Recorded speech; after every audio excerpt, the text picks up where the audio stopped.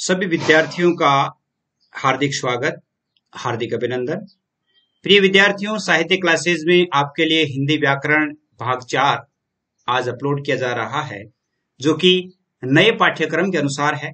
आपका जो पाठ्यक्रम परिवर्तित हुआ है उसके अनुसार हिंदी व्याकरण का अध्ययन आपको करना है और कक्षा 8वीं से 12वीं तक के विद्यार्थियों के लिए और इसके साथ साथ प्रतियोगी परीक्षाओं की तैयारी करने वाले जो विद्यार्थी हैं उनके लिए भी बहुत उपयोगी है। इसमें इस प्रकार की जानकारी आपको दी जाएगी जिसमें प्रतियोगी परीक्षाओं में ऐसे प्रश्न आते हैं और उन प्रश्नों को कैसे हल किया जाता है। इसके साथ ही 8वीं से 12वीं तक पढ़ने वाले विद्यार्थियों के लिए ये बेहद उपयोगी है और आपको जो गृह कार्य दिया जाता है वो गृह कार्य भी आपको करना है।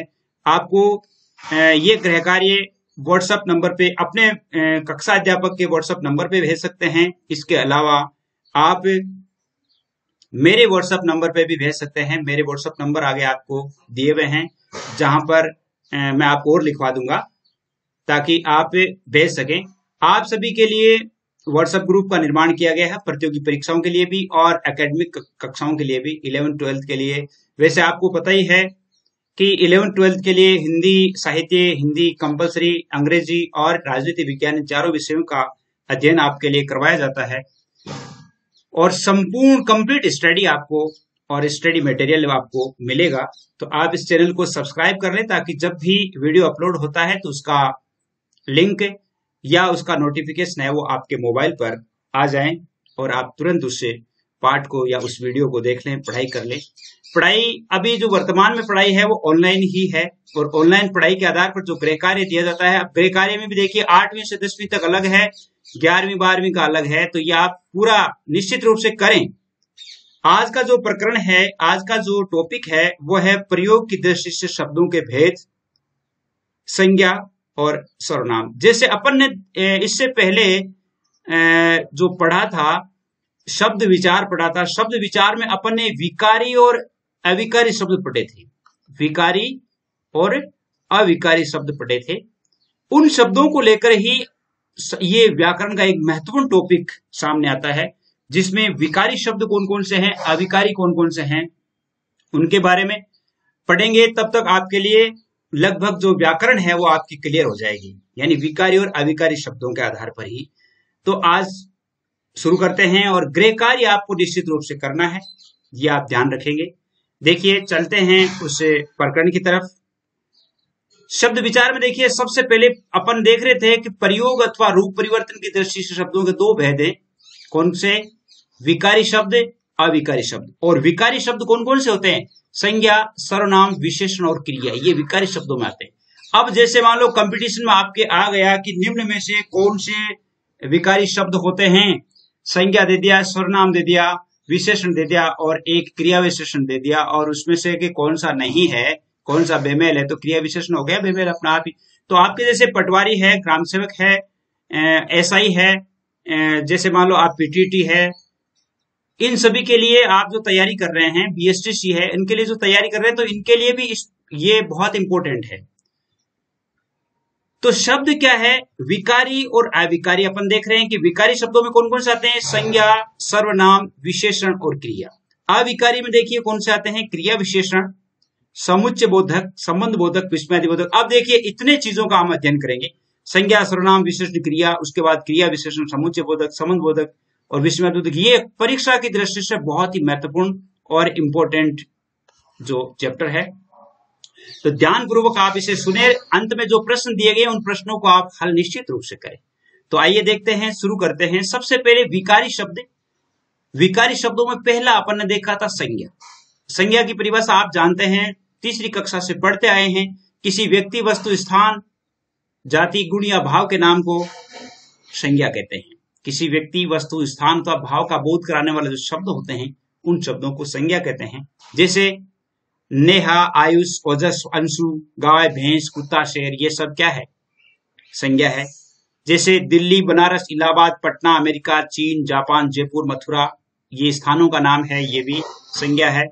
वस्तुओं में जैसे टीवी, कुर्सी, पुस्तक, मोबाइल, फ्रिज, ये सब क्या है?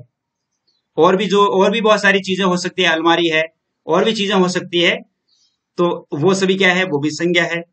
सुंदरता, बुढ़ापा, मिठास, बदबू, ये जवानी जैसे मान लो आ गया, ये शब्द क्या है, ये भी संज्ञा है। अब संज्ञा है, अब ये भी संज्ञा है, ये भी संज्ञा, ये भी संज्ञा, अलग अलग संज्ञा है। तो ये संज्ञाएं है कौन सी, क्या संज्ञाएं हैं, संज्ञाओं के भेद कितने हैं? वैसे मूल रूप से कितनी है, मूल रूप से 3 प्रकार की होती है। कितनी? 3। पहली व्यक्तिवाचक, दूसरी जातिवाचक, तीसरी भाववाचक। व्यक्तिवाचक संज्ञा हम किसे कहेंगे?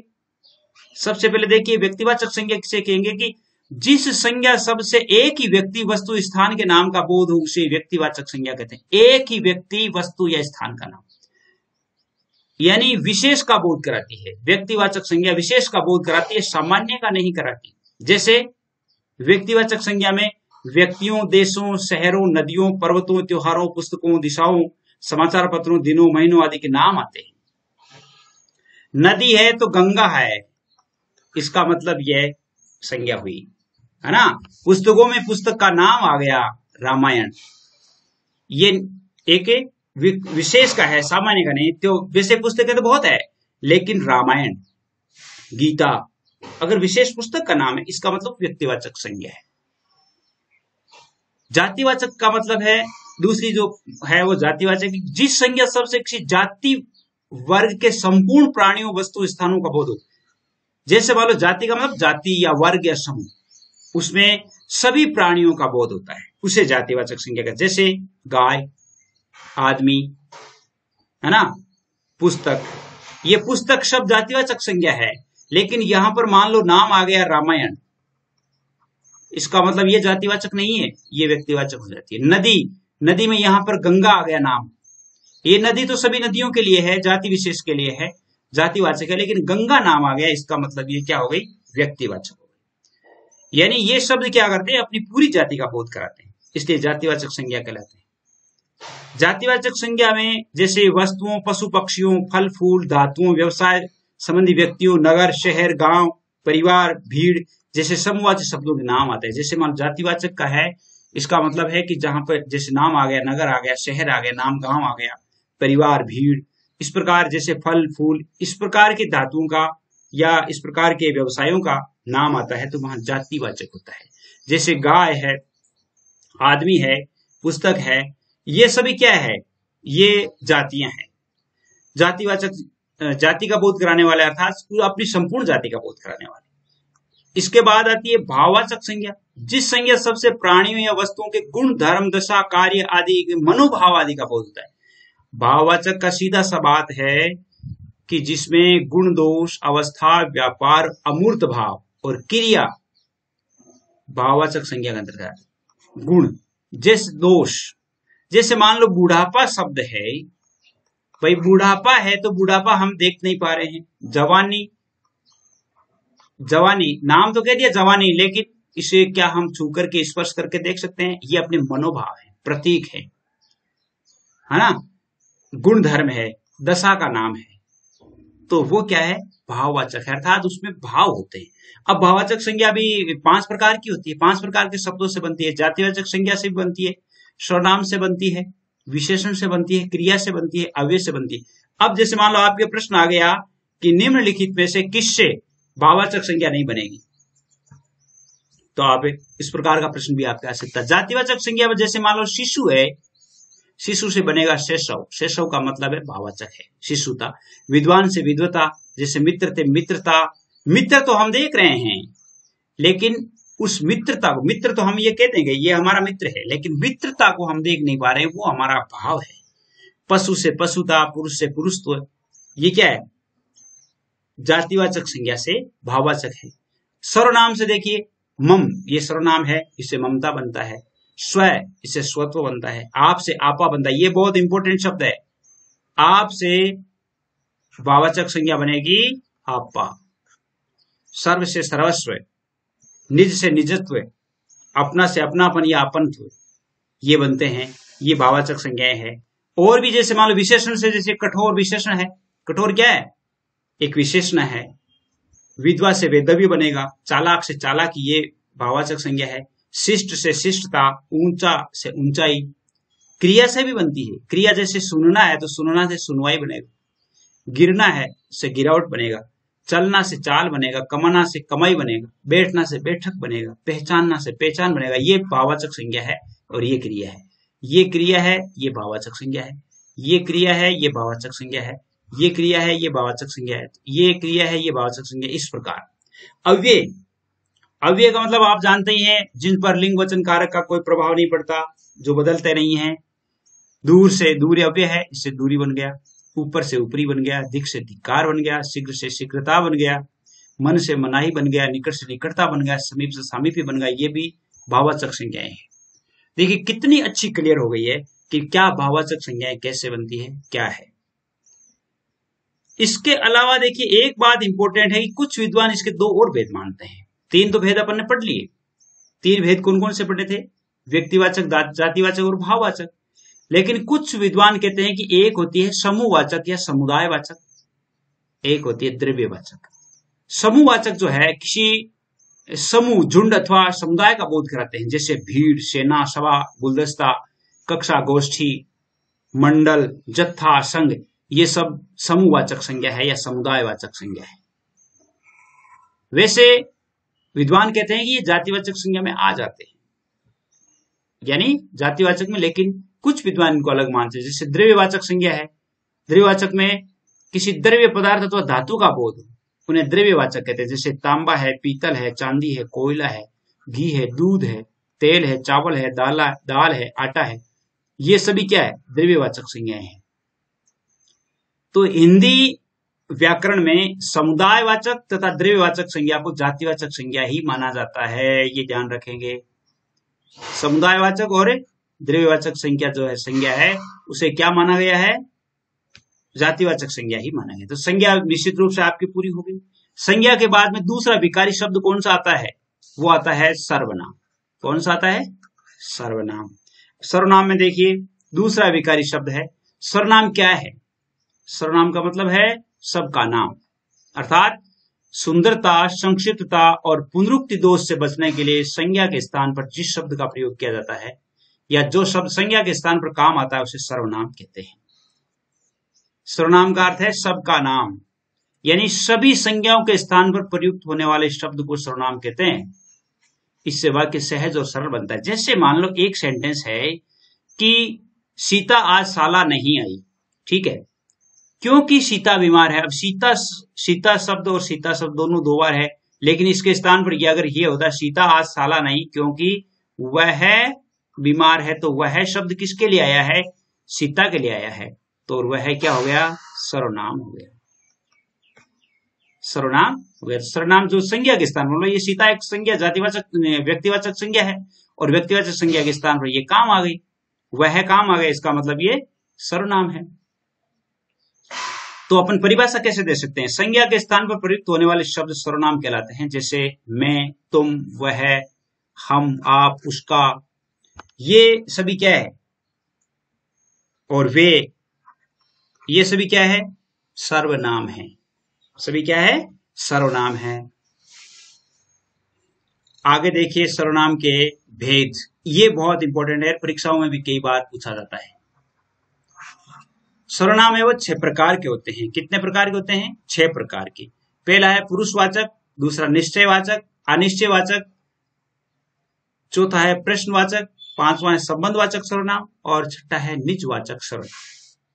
अब जैसे अपन नाम तो सुन लिए कि ये पुरुषवाचक है, निश्चयवाचक है, अनिश्चय, लेकिन इनकी परिभाषा क्या है, मतलब ये क्या है, इसको देखते हैं। पुरुषवाचक सर्वनाम क्या है? पुरुषवाचक का जिस सर्वनाम शब्द का प्रयोग बोलने वाला अपने लिए, सुनने वाले के लिए, अर्थात जिससे बातें कर रहा है, तथा उसके लिए तथा उस व्यक्ति के लिए जिसके बारे में बात कर रहा है प्रयुक्त करता है, तो वो सभी पुरुषवाचक होते हैं। कहने का अर्थ है कि एक व्यक्ति बोलने वाला या तो खुद के बारे में कहता है, या जो उसकी बात सुन रहा है उसके बारे में कह रहा है, या किसी तीसरे पर्सन के बारे में कह रहा है, तो वो सभी क्या होते हैं? पुरुषवाचक सर्वनाम होते हैं। जैसे मैं, मेरा, मुझे, हम, हमारा, हमें, तू, मेरा, तुझे, तुम, तुम्हारा, तुम्हें, वह, वे, उन्हें, यह, ये, इन्हें, ये सभी क्या है? पुरुषवाचक सर्वनाम है। जैसे उदाहरण के लिए मैं कह रहा हूं कि तुम अपनी पुस्तक उसे दे दो, ये देखिए ये पुरुषवाचक सर्वनाम है, ये मैं और तुम दोनों हो गए ना। पुरुषवाचक सर्वनाम भी 3 प्रकार का।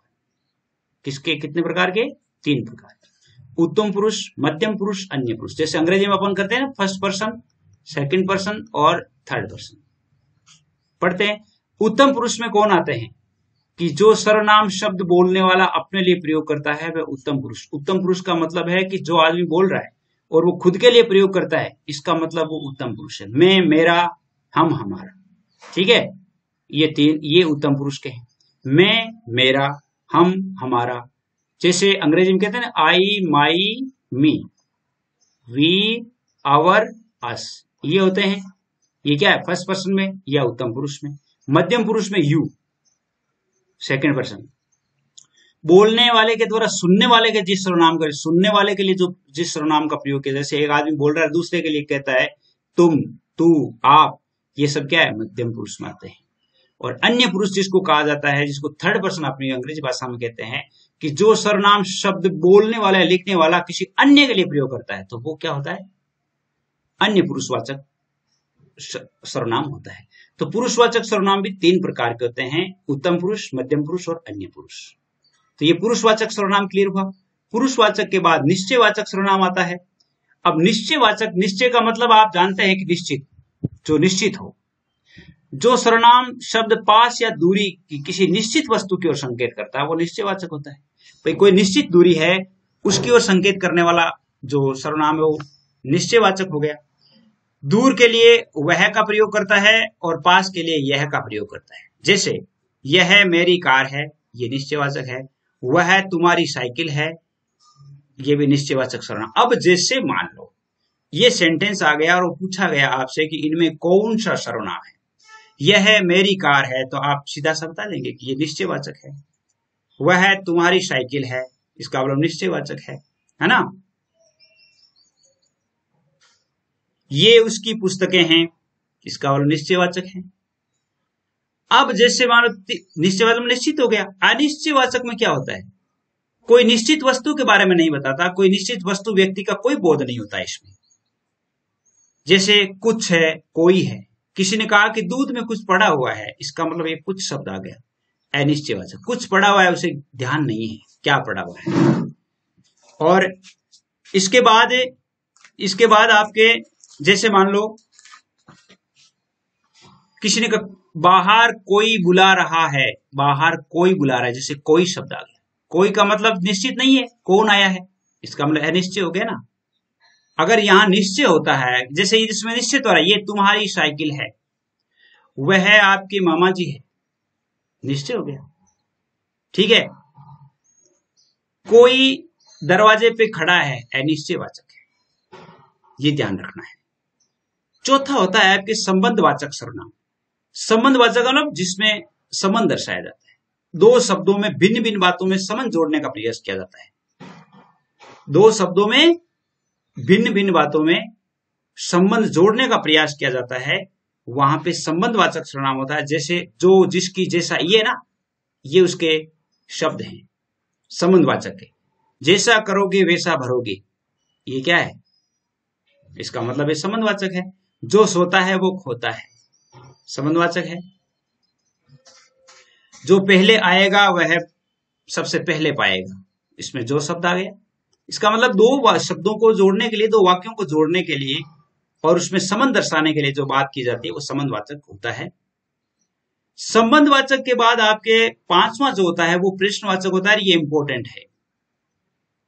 देखिए कि जिस सर्वनाम से किसी प्राणी, व्यक्ति, वस्तु या क्रिया, व्यापार आदि विषय के बारे में प्रश्न का बोध होता है, उसे प्रश्नवाचक। यानी कहने का अर्थ है कि जैसे मान लो कोई सेंटेंस है, उसमें प्रश्नवाचक शब्द है, इसका मतलब प्रश्नवाचक सर्वनाम है। प्रश्न किसी व्यक्ति या प्राणी के संबंध में हो तो कौन होता है या किसे होता है अथवा क्या का प्रयोग होता है। जैसे बाहर कौन खड़ा है, इसका मतलब WH वर्ड है इसमें, भाई इसमें प्रश्नवाचक शब्द है, प्रश्नवाचक सर्वनाम हो गया।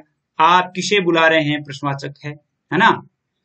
आप यहां क्यों आए हैं, आप यहां क्यों आए हैं, क्यों आए हैं, इसका मतलब प्रश्नवाचक है। अब निजवाचक सर्वनाम क्या है? जिन सर्वनामों का प्रयोग स्वयं के लिए किया जाता है। निज का मतलब अपना, खुद के लिए होता है, उन्हें निजवाचक होता है। जैसे अपने आप, स्वयं, खुद, निज। जैसे मान लो वह अपना काम कर रहा है, इसका मतलब निजवाचक सर्वनाम है। मैं अपने आप पढ़ लूंगी, इसका मतलब निजवाचक सर्वनाम है। तुम्हें स्वयं जाना होगा, उसने खुद ही बुलाया है। मैं स्वयं जाऊंगा, इसका मतलब निजवाचक सर्वनाम है। तो अपन ने विकारी शब्दों में दो पढ़े हैं आज ने, संज्ञा और सर्वनाम। आपके लिए जो व्हाट्सएप ग्रुप है वो व्हाट्सएप ग्रुप है 9610208295। इन पर आपके लिए व्हाट्सएप ग्रुप का निर्माण किया गया है और ये नंबर भेज करके और इन नंबरों पे आप मैसेज करके अपना नाम और अपने विद्यालय का नाम, आपने डिस्ट्रिक्ट का नाम लिख करके और यहाँ सेंड करें, ताकि आपका नाम है उसमें ऐड कर दिया जाए और आप जल्दी से जल्दी सब्सक्राइब कर लेंगे तो आपको कुछ भी करने की आवश्यकता नहीं होगी। अब हम देखते हैं गृह कार्य की तरफ चलते हैं।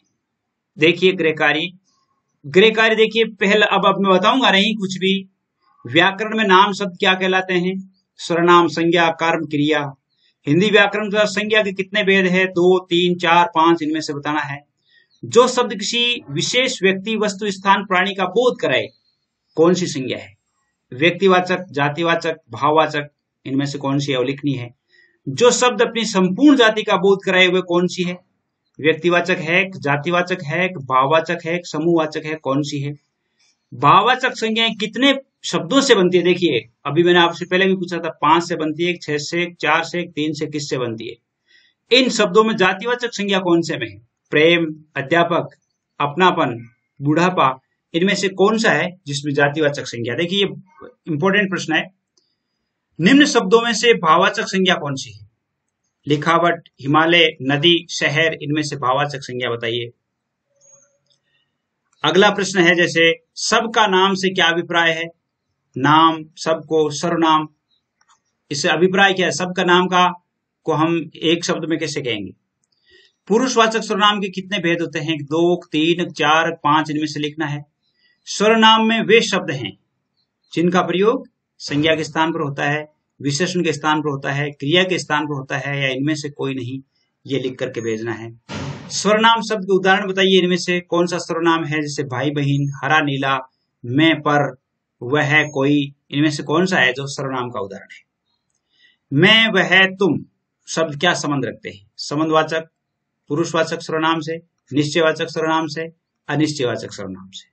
अब इनमें से आपको बताना है।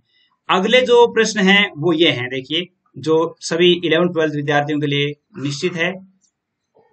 गंगा का उद्गम हिमालय से होता है, रेखांकित शब्द में कौन सी संज्ञा है?